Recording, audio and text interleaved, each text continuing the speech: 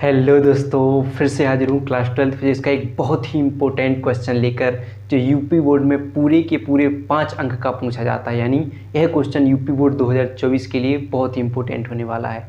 अगर आपको UP board में 5 अंक पक्के करने हैं, यानी 1% का सवाल है भाई, 1% का 5 नंबर यानी 1%, तो इस क्वेश्चन को बहुत बेहतर तरीके से तैयार करना होगा। वीडियो को पूरा देखना होगा और अगर पूरा देख लिया तो 5 अंक आपके। क्लियर है? तो आज हम बात करने वाले हैं प्रत्यावर्ती धारा जनित, इसके सिद्धांत, संरचना और कार्यविधि को बेहतर तरीके से समझने वाले हैं। मतलब एक ही बार में इसका खात्मा करने वाले हैं। बस वीडियो को पूरा जरूर देखिएगा। एक बार और फिर बोलते हैं, पसंद आए तो भाई के चैनल को लाइक कर सब्सक्राइब कीजिएगा और वीडियो को लाइक जरूर कर दीजिएगा। चलिए स्टार्ट करते हैं, देखते हैं प्रत्यावर्ती धारा जनित क्या होती हैं। ठीक है, तो यह एक ऐसा यंत्र है जो यांत्रिक ऊर्जा को विद्युत ऊर्जा में बदलने का कार्य करता है। आपने जनरेटर तो देखा होगा, शादियों वादियों आप जाते होते, पंगत खाने के लिए जाते होते, जब देखा होगा आपने कि जो जनरेटर लगा होता है उसमें क्या करते हैं, डीजल डालते हैं या पानी डालते हैं फिर साथ में, और फिर क्या होता है, उसको घुमाया जाता है। तो जैसे ही घुमाते हैं तो फिर चलने लगता है तो क्या होता है, लाइट बन जाती है, बनती है कि नहीं। तो ऐसे इसमें होता है कि वो वही क्या होता है कि यांत्रिक ऊर्जा को किसमें बदला गया है, उसमें विद्युत ऊर्जा में बदला जाता है।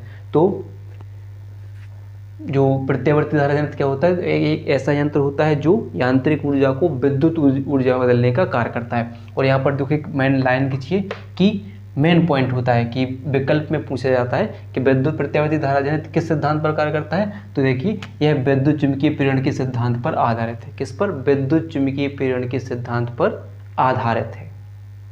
क्लियर है?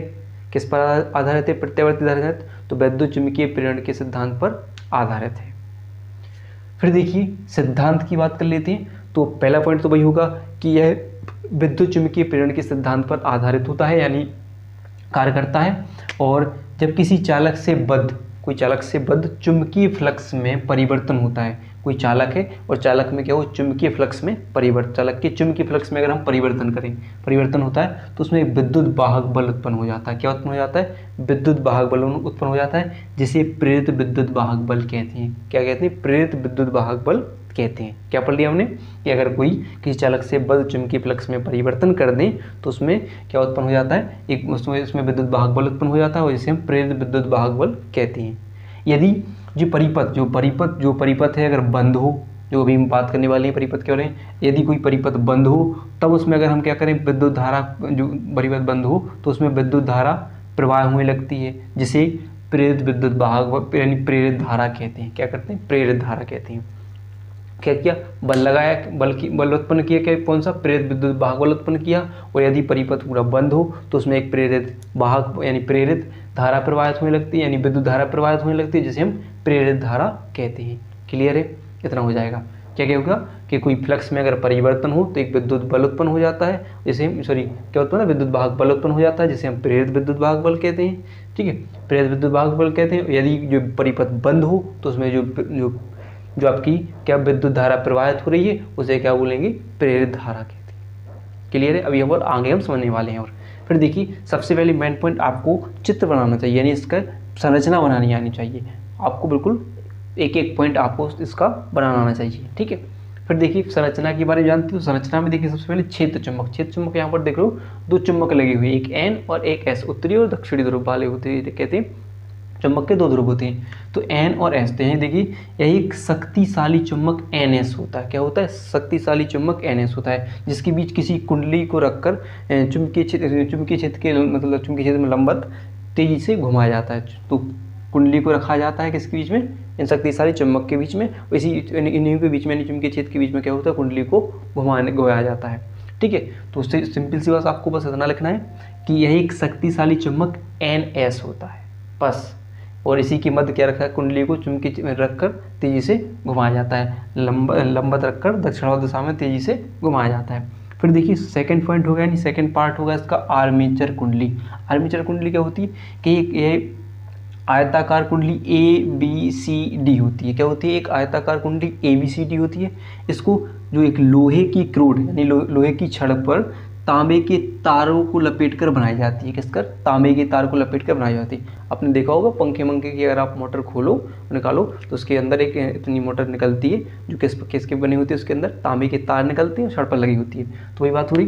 तो क्या होती, यह आयताकार कुंडली ABCD है जो एक करोड़ पर लिपटे बहुत से तांबे के तारों की बनी होती है, जिसे जो क्या कहते हैं, जिसे चुंबकीय क्षेत्र में तेज गति से घुमाया जाता है। क्या घुमाया जाता है? चुंबकीय क्षेत्र में तेज गति से घुमाया जाता है। ठीक है, बोले कि जो पंखे में नहीं मिलती है अगर, तो और भी कई चीज़ों में मिल जाती है मोटर, छोटी सी निकलती है, छोटी छोटी वाली, या फिर आप बड़ी देखो तो फिर बात अलग है। ठीक है, छोटी छोटी मिल जाती है।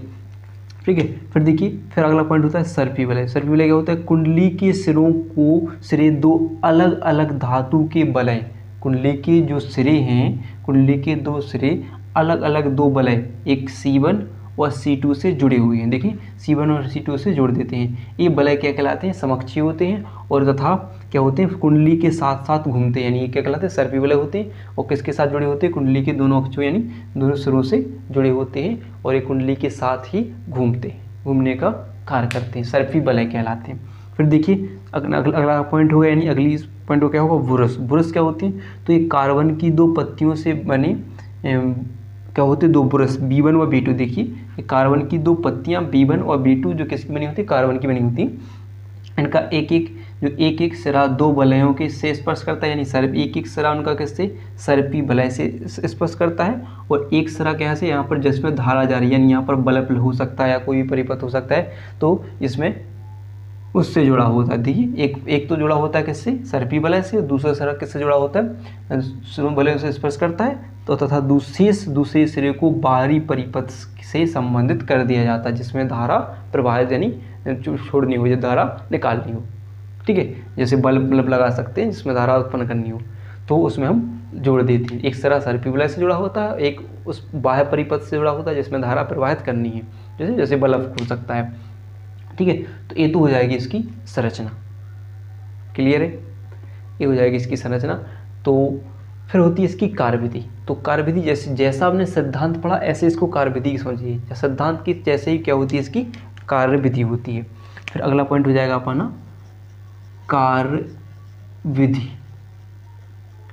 कार्यविधि क्या होती है? तो कार्यविधि में अब क्या पढ़ा हमने कि अगर परिपथ बंद है तब उसमें क्या हो? एक तो होना चाहिए, देखो मेन पॉइंट याद रखो कि कुंडली के चुंबकीय फ्लक्स में परिवर्तन हो, और परिवर्तन होने से उसमें एक प्रेरित विद्युत भाग बल उत्पन्न हो जाता है। और उसी कारण अगर कुंडली बंद हो तो उसमें एक प्रेरित विद्युत धारा या विद्युत धारा, ठीक है, क्या उत्पन्न हो रही थी? विद्युत धारा प्रवाह होने लगती है, और जैसे हम क्या बोलते हैं? प्रेरित धारा। तो वही बात करनी है कि जब आर्मेचर यानी जब कुंडली ABCD को, किसको? कुंडली ABCD को क्या लिखोगे आप कार्यविधि में? कुंडली ABCD को चुंबकीय क्षेत्र में रखकर, ये चुंबकीय क्षेत्र क्या होगा? NS के बीच क्या होता है? चुंबकीय क्षेत्र में रखकर तेजी से घुमाया जाता है। क्या घुमाया जाता है? तेजी से घुमाया जाता है। और देखिए अगर सबसे ज़्यादा हम बात की जाती है किस नियम पर आधारित, किस नियम के आधार पर घुमाया जाता है? तो फ्लेमिंग के दाएं हाथ के नियम पर। किसके आधार पर? फ्लेमिंग के दाएं हाथ के नियम अनुसार इस पर होता है। तो क्या लोगे कि जब कुंडली ABCD को चुंबकीय क्षेत्र में रखकर तेजी से घुमाया जाता है तो इसमें उपस्थित चुंबकीय फ्लक्स रेखाओं की संख्या में परिवर्तन होता है। क्या उत्पन्न होता है? अभी पढ़ा कि चुंबकीय फ्लक्स में परिवर्तन होता है। कब होता है परिवर्तन? जब कुंडली को चुंबकीय क्षेत्र में रखकर तेजी से घुमाया जाता है। तो इसमें एक चूंकि विद्युत धारा उत्पन्न, प्रेरित धारा उत्पन्न हो जाती है। क्या उत्पन्न हो जाती है? प्रेरित धारा उत्पन्न हो जाती है। हो जाएगी नहीं? या विद्युत धारा प्रवाह होने लगती है, जिसे हम क्या बोलते हैं? प्रेरित धारा कहते हैं। तो कार्यविधि में बस इतना लिखना है आपको। क्या लिखोगे कि जब कोई बंद कुंडली ABCD को, देखो बंद की बात कर रहे हैं, बंद परिपथ हो, तो जब बंद कुंडली ABCD को चुंबकीय क्षेत्र में रखकर तेजी से घुमाया जाता है तो उसमें उत्पन्न चुंबकीय फ्लक्स रेखाओं की संख्या में लगातार परिवर्तन होता है, जिसके कारण उसमें विद्युत धारा प्रवाह होने लगती है, जिसे हम प्रेरित धारा कहते हैं। ऐसी क्या हो जाएगी? कार्यविधि हो जाएगी। क्लियर है? ठीक है, तो वीडियो पसंद आई हो तो वीडियो को लाइक और चैनल को सब्सक्राइब करना ना भूलिएगा। भाई को सपोर्ट, वीडियो को शेयर करना ना भूलिएगा।